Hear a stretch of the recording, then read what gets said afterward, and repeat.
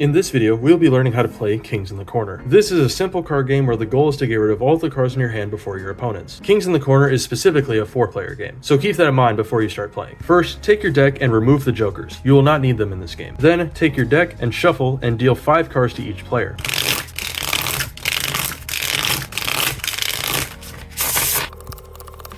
Then, take the remaining cards and place them face down in the center of the table. This becomes the draw pile. The dealer flips up the top 4 cards of the library and places them face up on all 4 sides of the deck.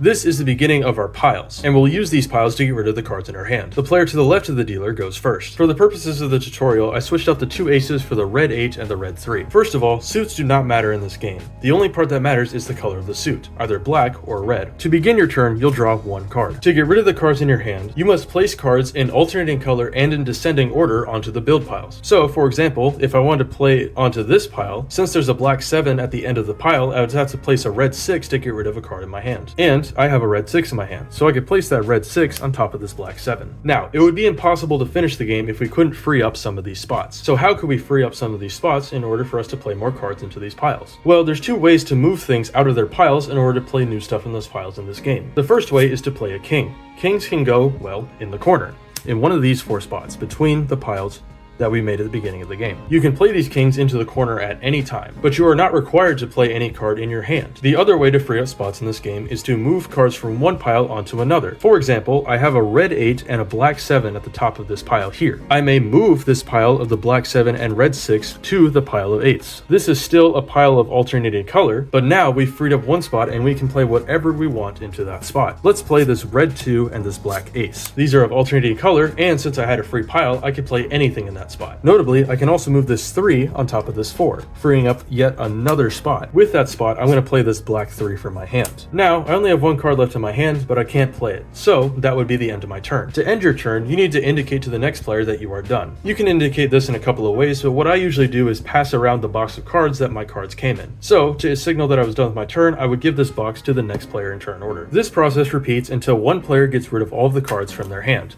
The first player to do so wins the game. And that's how you play Kings in the Corner. This is a very simple but very fun 4-player card game, and I really enjoy it, and I hope this video was helpful to you. If it was, consider subscribing, and I'll see you in the next video.